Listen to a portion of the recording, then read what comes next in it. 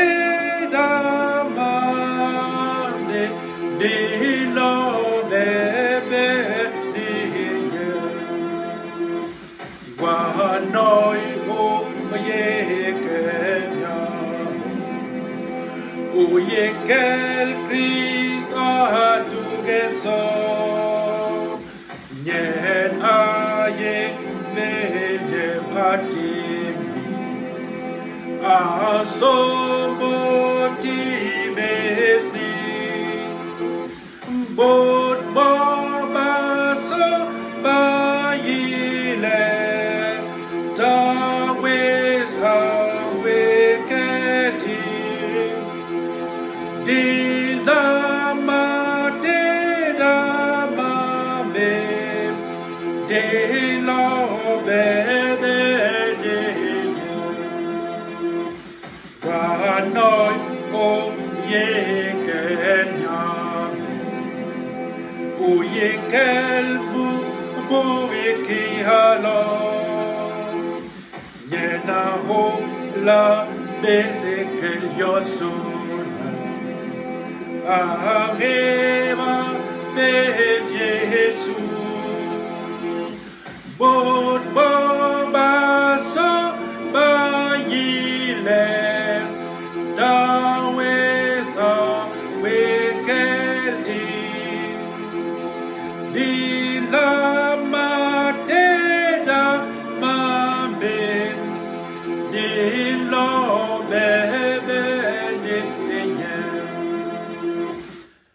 La grâce, la miséricorde et la paix nous soient données de la part de Dieu, le Père, et de Jésus-Christ, son Fils. Amen. Élevons cette louange à notre Dieu. Louez l'Éternel. Louez Dieu dans son sanctuaire. Louez-le dans l'étendue où éclate sa puissance. Louez-le pour ses hauts faits.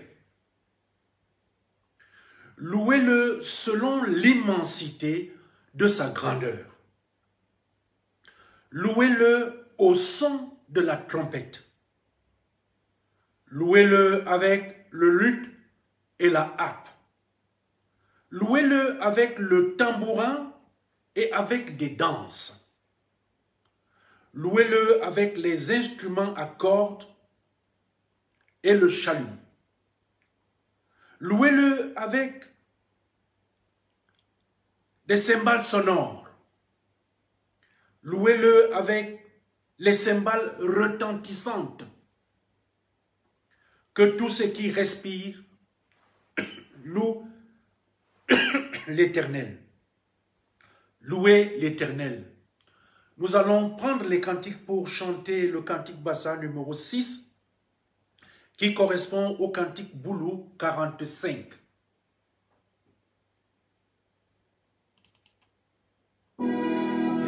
Got a ways in your way, ye love, yet antime masoda tormenti bejam, begenyon bete mayega, begenyon beheken, begenyon benyena hewe. Always when he can, ye got the ways in your Yesu man way. No aloha sile at all would be. Begenyon bete mayega, begenyon beheken. Begenyon benyena hewe, always where he can. Ye got the ways in your bobo way, and I did the man longer amor bejen. Begenyon bete mayega. Begenyon beheken, begenyon benyena hewe, always where he can. Ewo nyo adam, enyo mam mebibo, di me guile me emlebe wilil wezon. Begenyon bete mayega, begenyon beheken, begenyon benyena hewe, always where he can. Prions le Seigneur. Éternel notre Dieu, nous te disons merci pour cette journée de vie, pour ce dimanche 11 octobre 2020 que tu nous donnes de voir avec nos yeux.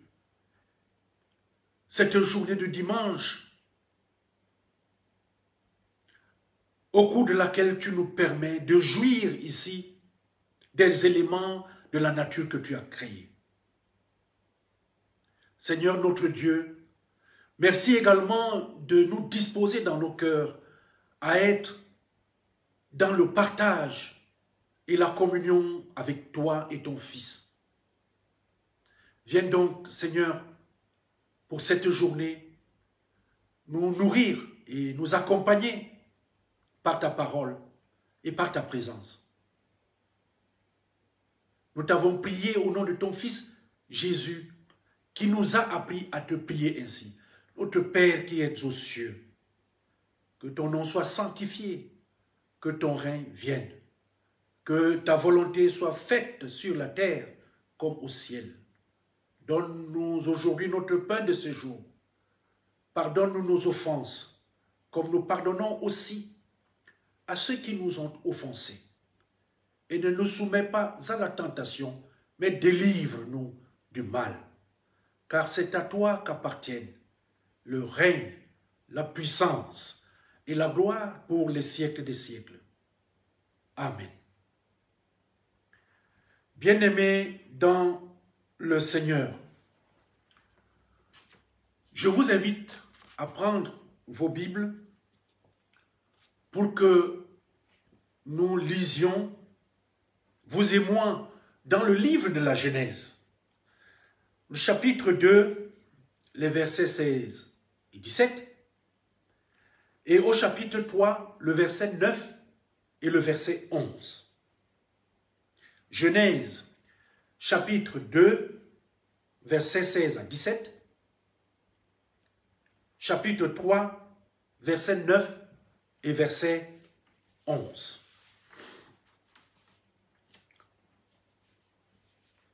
Je lis.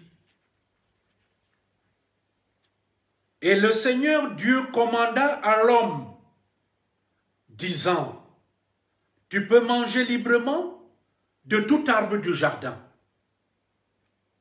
mais de l'arbre de la connaissance du bien et du mal, tu n'en mangeras pas, car au jour où tu en mangeras, tu mourras certainement. Mais l'Éternel Dieu appela l'homme et lui dit, où es-tu? Qui t'a appris que tu es nu? Est-ce que tu as mangé de l'arbre dont je t'ai défendu de manger? L'herbe sèche, la fleur fane, elle tombe, mais la parole de Dieu demeure éternellement. Seigneur notre Dieu, nous te disons merci pour cette journée de vie et merci pour cette parole que nous venons de lire. Mais viens, Seigneur, permets-nous d'en comprendre la portée pour notre vie de foi dans cette marche que nous avons derrière ton Fils Jésus-Christ. Dispose les cœurs de ceux que tu as préparés à cela pour recevoir ton message. Au nom de Jésus-Christ. Amen. Chers frères et sœurs en Christ, l'Esprit de Dieu m'a conduit à ce texte de la Genèse pour notre partage de ce dimanche. Notre ancêtre, Adam, a été créé par Dieu parfaitement innocent. Dieu l'avait placé dans un magnifique jardin. Chaque arbre de ce jardin était bon à manger. Adam n'avait qu'à tendre la main et se servir d'une nourriture délicieuse. Dans ce beau jardin, Adam n'avait aucun souci. Il n'avait aucun ennemi. Tous les animaux et les oiseaux étaient végétariens. Il n'y en avait aucun qui pouvait faire du mal à l'homme qu'il était ou lui nuire de quelque façon que ce soit. Adam lui-même était végétarien. Il n'avait donc aucun besoin de tuer des animaux pour manger de leur chair. Le jardin d'Éden était un endroit paisible, calme. Il n'y avait pas de tempête, il n'y avait pas d'ouragan, il n'y avait pas des orages, par exemple, pour l'obliger à aller s'abriter, puisqu'il ne pleuvait jamais. Adam n'avait donc aucun souci, pas de maladie pour le rendre malade, pas d'ennemi ou d'adversaire pour se battre contre lui, ni aucun animal à craindre.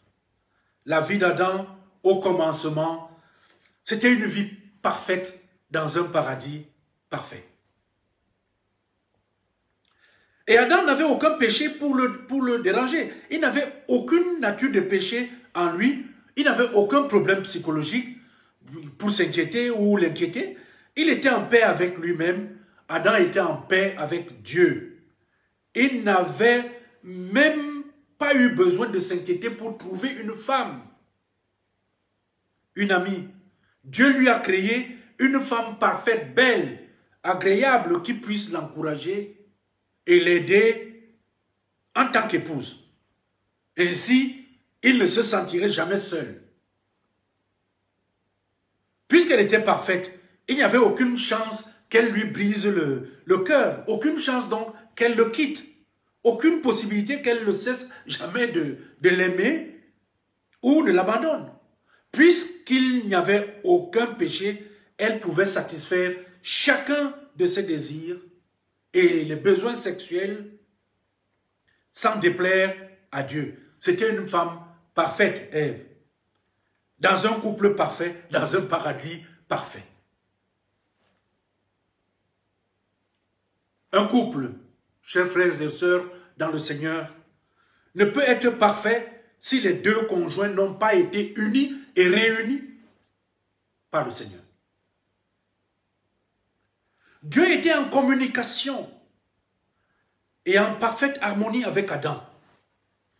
Il lui parlait tous les jours, il lui rendait visite. Adam n'était jamais tenté. Il n'y avait rien à faire pour apaiser, par exemple, la colère de Dieu, puisque il n'y avait aucune colère à apaiser. Tout se passait bien entre Dieu et lui. Il vivait avec une belle femme qu'il aimait et qu'il aimait.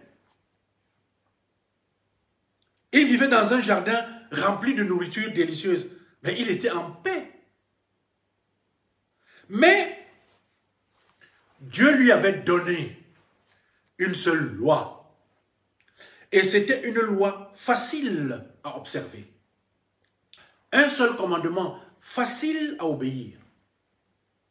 Dieu lui avait dit, tu peux manger librement de tout arbre du jardin, mais de l'arbre de la connaissance du bien et du mal, tu n'en mangeras pas, car le jour où tu en mangeras, tu mourras certainement. C'est tout ce que Dieu lui demandait. C'était tout. Tout ce qu'il devait faire était de ne pas manger de l'arbre de la connaissance du bien et du mal. Et c'était une interdiction, l'unique d'ailleurs facile à observer. Enfin, selon notre point de vue. Cependant, il y avait quelqu'un d'autre dans le jardin. Satan était là. Il avait été l'un des anges dans le ciel. Mais il s'était révolté contre Dieu et avait été chassé hors du ciel pour aller sur la terre. Satan était l'ennemi de Dieu. Mais Adam était protégé contre lui par le Seigneur.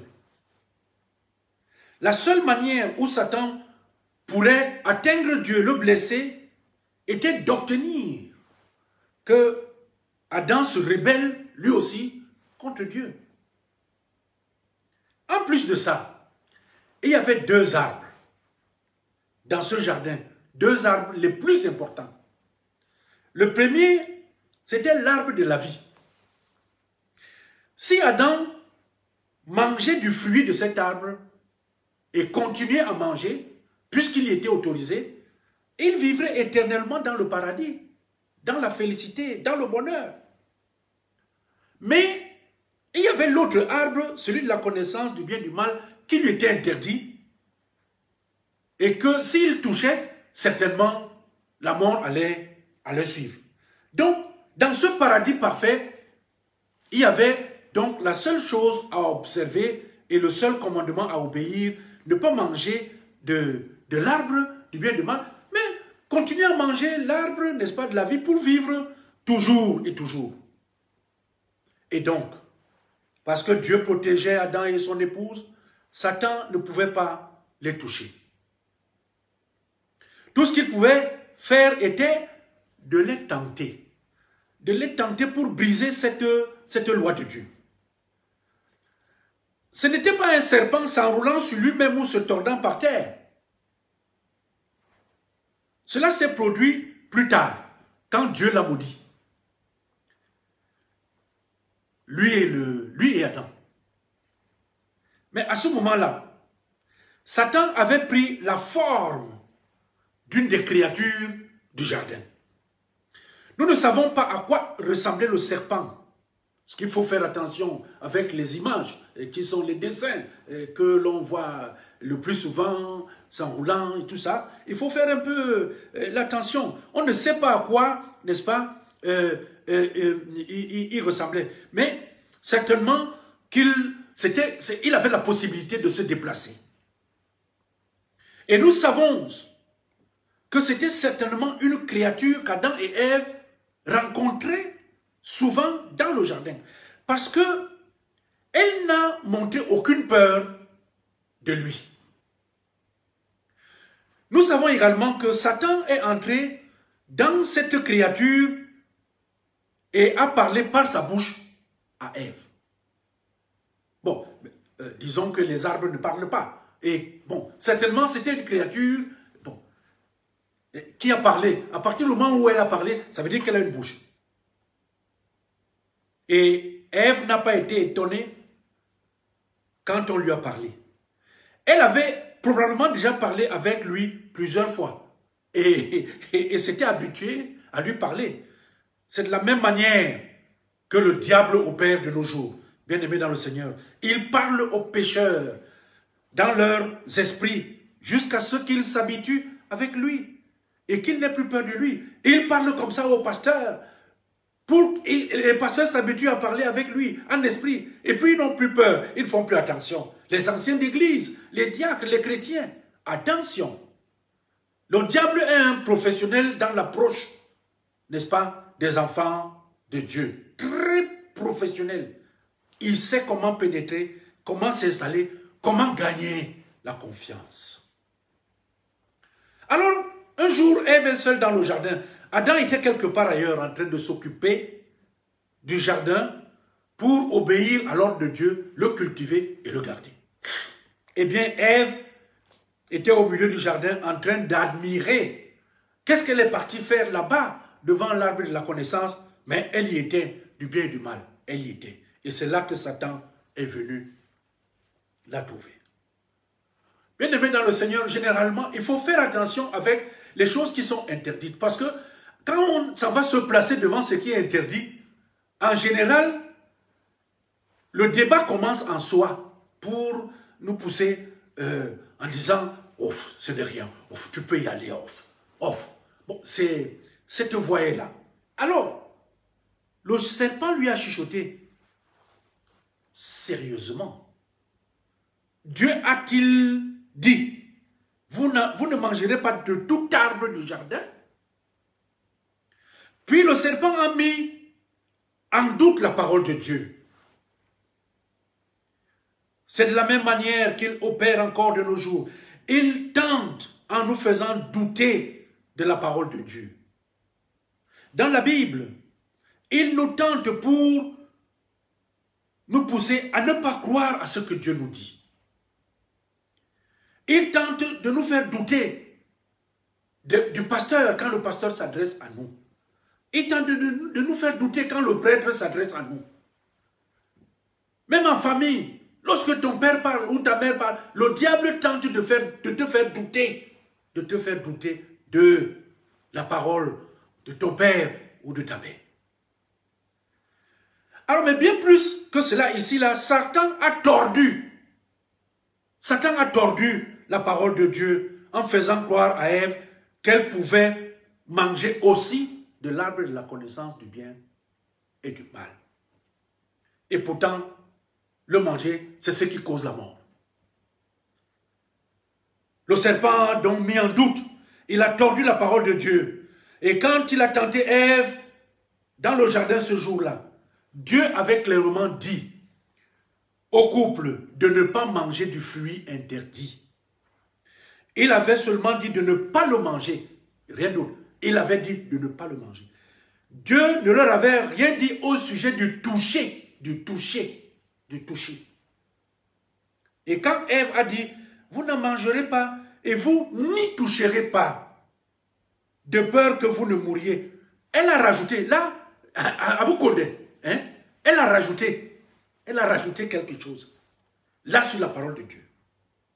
Et ceci, c'est en violation, bien aimé dans le Seigneur, de la recommandation de Dieu dans Deutéronome 12, 32. Chaque chose que je vous commande, vous prendrez garde de la faire. Ça, c'est l'ordre de Dieu, c'est son commandement. Et tu n'y ajouteras rien, et tu n'y en retrancheras rien.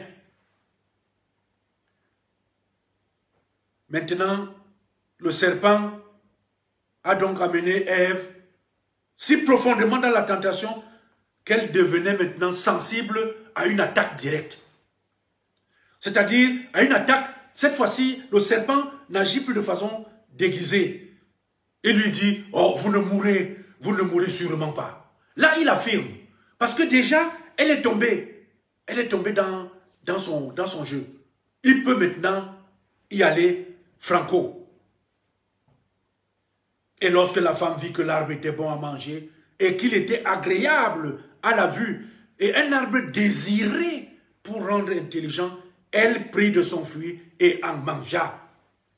Et en donna aussi à son mari qui était avec elle. Et il en mangea. Et les yeux de tous deux furent ouverts. Et ils surent qu'ils étaient nus. Et ils cousirent des feuilles de figuier et se firent des tabliers. Bien-aimés dans le Seigneur, par là, Adam et Ève ont désobéi à la parole de Dieu. Ils savaient maintenant qu'ils étaient des pécheurs nus, sans vêtements. Et au lieu de se repentir et demander la miséricorde de Dieu, ils se sont fait coudre, ils ont cousu des feuilles de figuier et ils se sont fait des tabliers. Ils se sont habillés donc autrement. Ils se sont vêtus devant Dieu, à leur manière. Et maintenant, quand ils entendent la voix du Seigneur les appeler, et Adam et sa femme, ils savent se cacher devant la présence du Seigneur. Et Dieu appela Adam, et il lui dit, où es-tu? Adam, où es-tu? Bien-aimé dans le Seigneur, c'est peut-être la phrase la plus pénible que le Seigneur ait pu sortir. Où es-tu? Où es-tu? Parce qu'avant cela, l'homme et la femme avaient une merveilleuse vie. Il y avait une belle vie avec le Seigneur. Tranquille, ils étaient heureux, joyeux. Quand Dieu venait à leur rencontre, ils n'avaient pas peur. Mais maintenant qu'ils ont péché, ils sont devenus peureux. Et ils avaient honte. Et le Seigneur de demander, Adam, où es-tu? Mais qu'est-ce que tu as fait? Qu'est-ce que tu as fait? Chers frères et sœurs en Christ,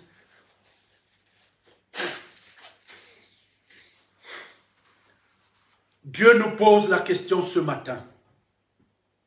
Pécheur, où es-tu? Qu'as-tu fait?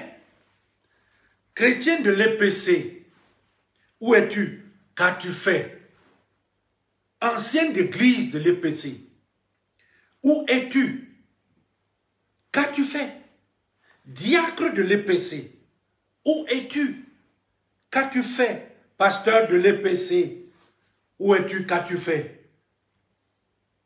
Cette question directe à chacun de nous qui sommes concernés traduit la distance qui s'est installée entre nous et Dieu.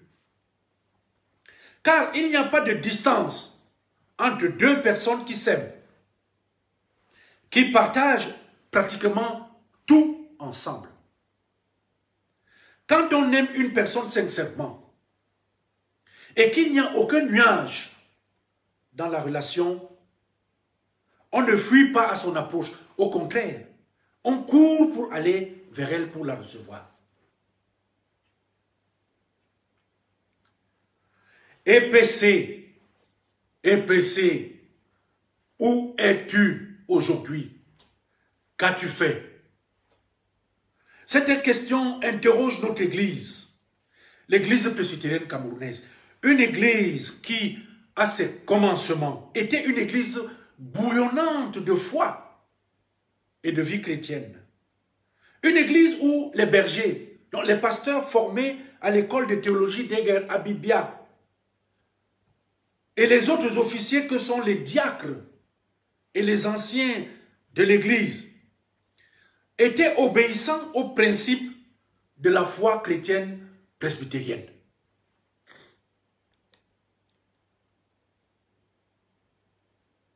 Ils étaient obéissants à la doctrine de l'EPC. Ils respectaient la discipline spirituelle et administrative de l'Église dans les paroisses, les consistoires, dans les synodes et à l'Assemblée générale.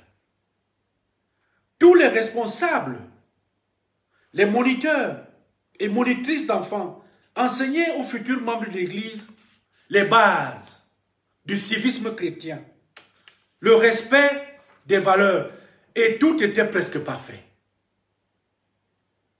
On peut l'affirmer, Dieu était dans l'EPC, avec ses pasteurs et leurs épouses, avec les autres responsables et avec ces chrétiens. Et il y avait de la joie et du bonheur. Et notre église croissait en nombre de fidèles.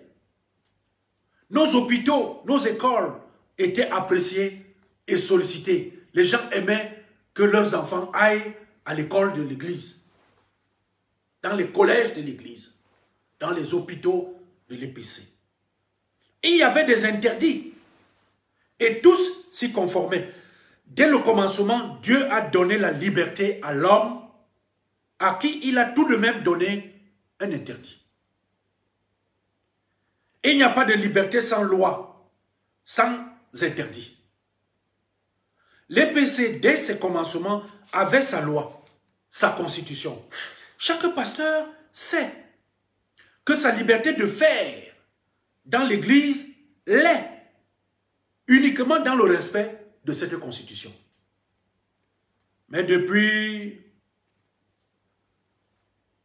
ce que chaque ancien d'église sait, quand on l'a consacré, chaque diacre, chaque chrétien est assermenté. Il prête serment lors, n'est-ce pas, de son baptême adulte ou de sa confirmation.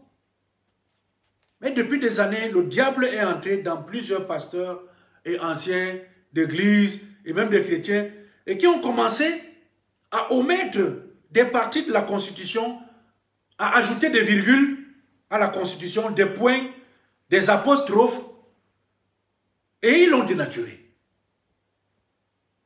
De la même manière que le serpent a amené Ève à dénaturer l'interdit de Dieu et à rajouter sa part dans la parole de Dieu. Pasteur de l'EPC, où es-tu? Qu'as-tu fait? Regardons l'état général de l'église presbytérienne camerounaise aujourd'hui.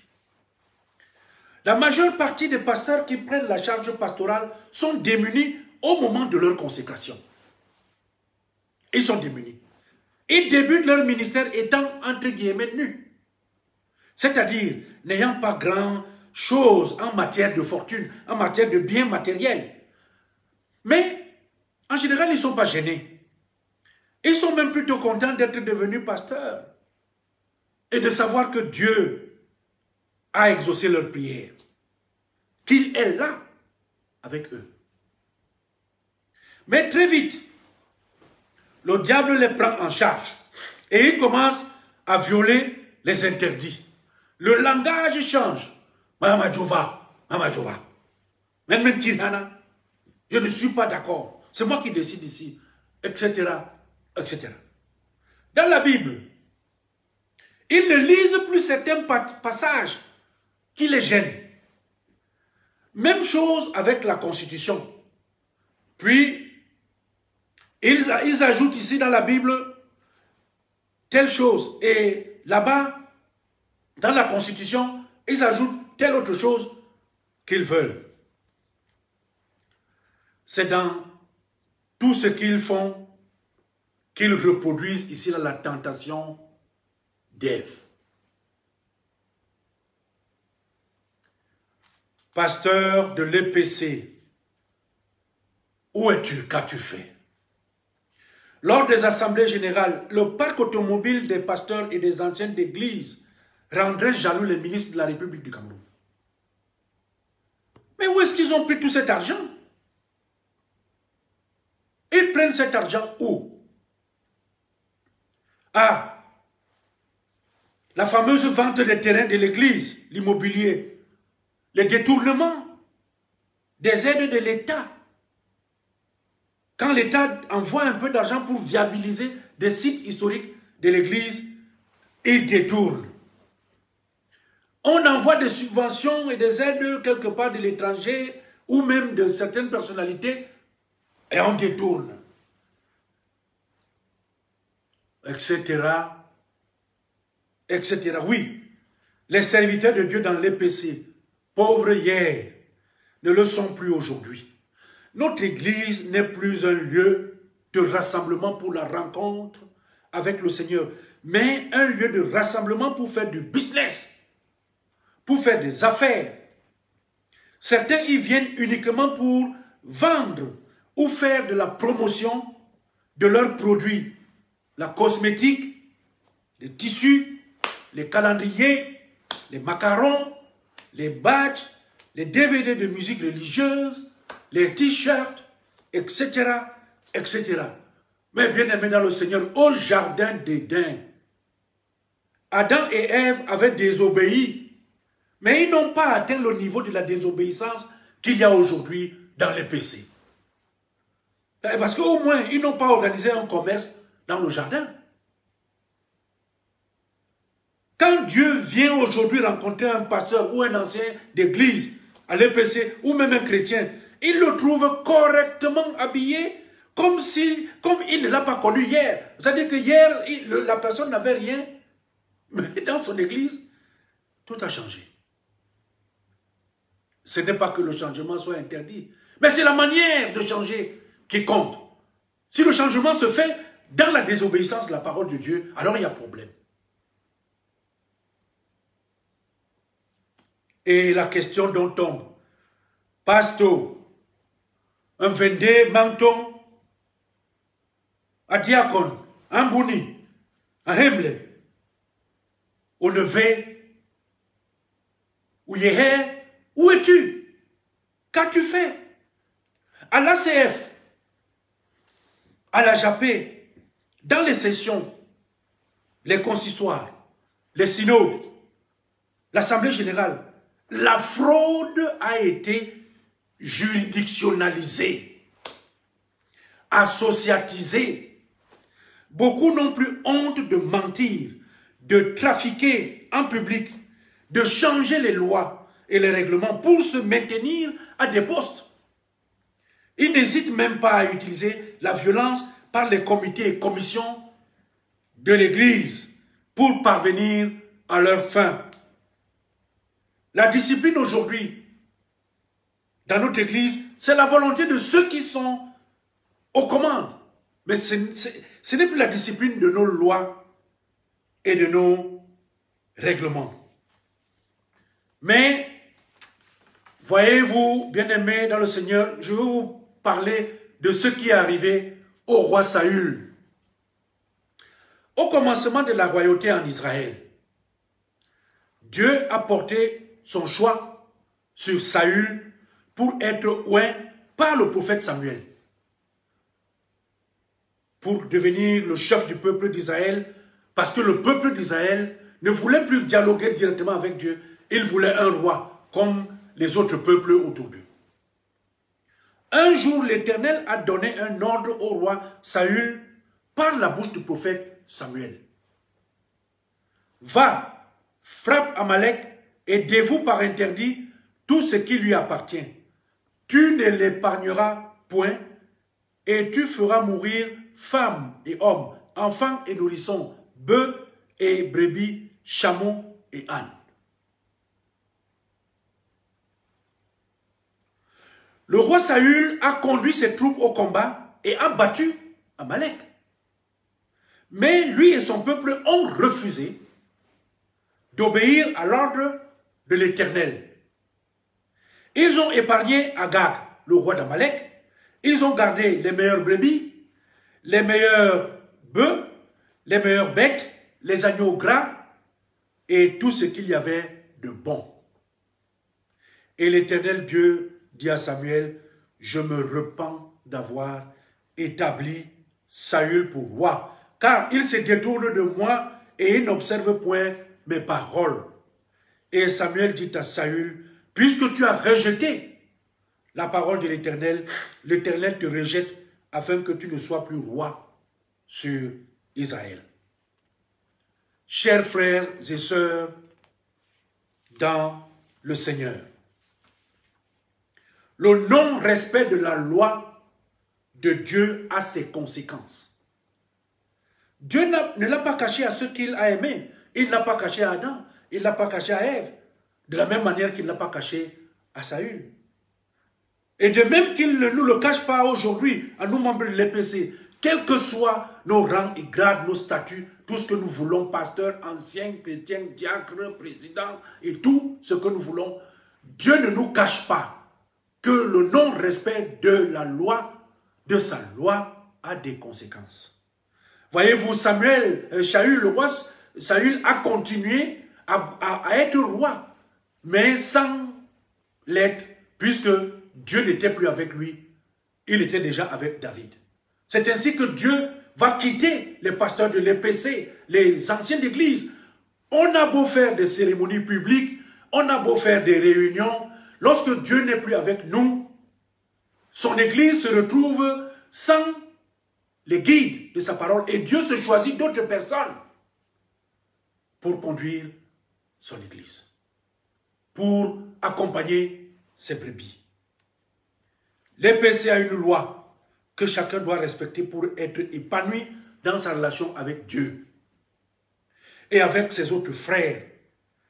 Il faut que nous réapprenions à apprendre et à craindre et à observer la loi de Dieu, réapprendre et craindre la loi de notre Église sans chercher à les tronquer, à les tordre, à les dénaturer.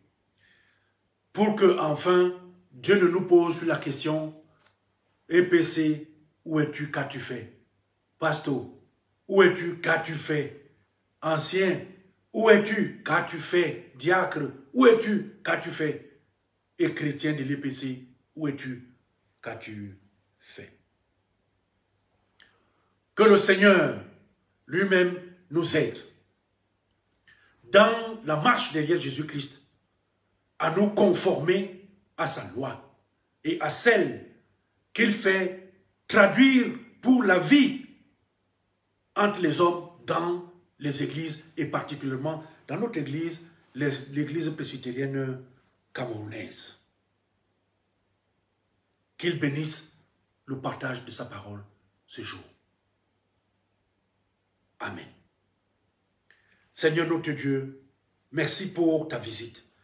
Merci pour cette interpellation. Pour que nous sachions que nous te devons obéissance. Que lorsque tu as prescrit tes instructions et tes commandements, nous devons nous y conformer.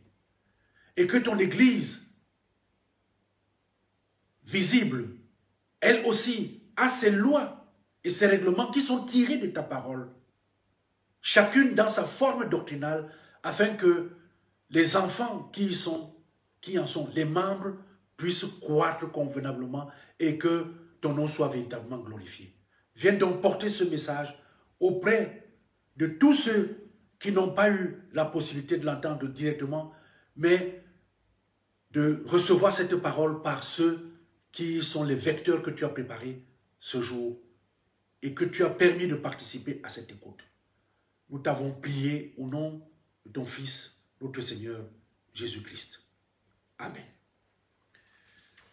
Chers frères, nous allons clôturer ce partage en chantant le cantique Bassa numéro 20 qui fait en boulou le numéro 83. Bassa 20, boulou 83.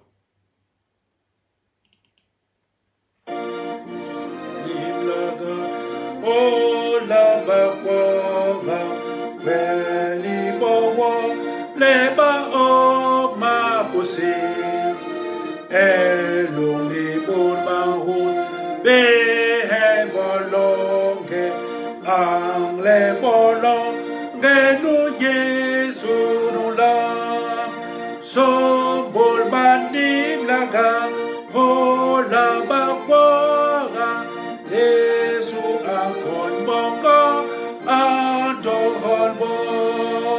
so bolbanim laga o la bakwaga Yesu akon bongo adolbo do bolmayan yanye Yesu abebo abebole balopa ardeni so ebolokele Bayen babaga awe helbon baba heble dodo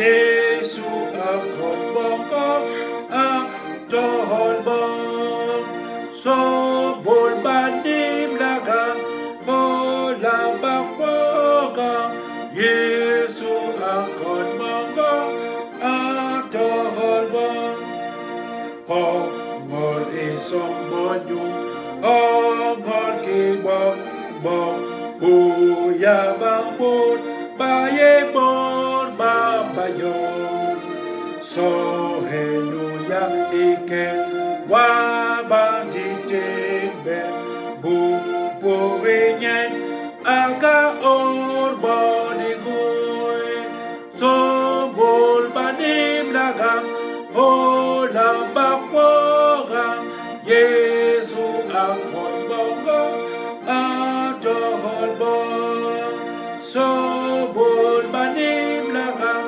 Olam bakwogang Yesu akon bongong Atol bong. Que l'Éternel nous bénisse et nous garde dans sa parole. Et que la grâce de notre Seigneur Jésus le Christ, l'amour de Dieu le Père et la communion du Saint-Esprit soit et demeure avec tous ceux qui se battent pour obéir et être obéissants à la parole de Dieu, à ses commandements dans la crainte et dans le respect maintenant et pour toujours. Au nom de Jésus-Christ. Amen. Bon dimanche.